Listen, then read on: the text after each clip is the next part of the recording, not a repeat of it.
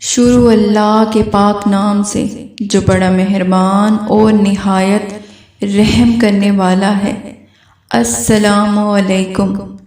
حضرت علی علیہ السلام نے فرمایا، تمہارا راز تمہاری مسرت و خوشی ہے، اسے چھپائے رکھو، اور اگر فاش کر دیا تو تمہاری ہلاکت ہے۔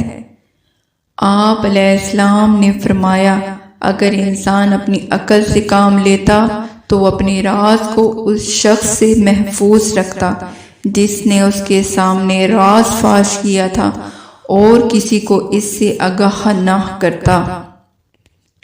آپ علیہ السلام نے فرمایا، راز فاش کرنا غیروں کی عادت ہے۔ آپ علیہ السلام نے فرمایا، جو اپنے راز یا برائی کو روکنے میں ناکام ہے تو وہ دوسروں کا راز روکنے میں ناکام اور کمزور ہے۔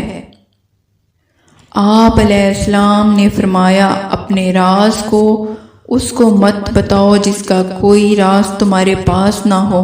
اپنے دوست کو اتنے ہی راز بتاؤ کہ کل کو اگر وہ تم سے دشمنی پر آمادہ ہو تو تمہیں کوئی نقصان نہ پہنچا سکے۔ راز کو فاش کرنا بدترین عمل ہے۔ کسی کا راز تلاش مت کرو، اگر نظر آ جائے تو فاش مت کرو۔ آپ علیہ السلام نے فرمایا، جب راز کے خزانے دار زیادہ ہو جائیں تو اس کے ضائع ہونے کا امکان بڑھ جاتا ہے۔ آپ علیہ السلام نے فرمایا، اپنے راز کے ساتھ تنہا رہو اور اس کو کسی دور اندیش کے سپرد نہ کرو کہ پھسل جائے، اور نہ ہی کسی جاہل کے سپرد کرو کہ خیانت کرے۔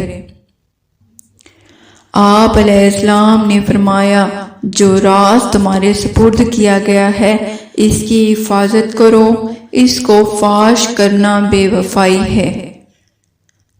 آپ علیہ السلام نے فرمایا، اگر کوئی دوست تمہیں اپنا راز بتائے تو یہ سمجھ لینا کہ وہ تمہیں اپنی عزت امانت دیتا ہے، اس میں کبھی خیانت مت کرنا، اور اپنے رازوں کی خود حفاظت کرو۔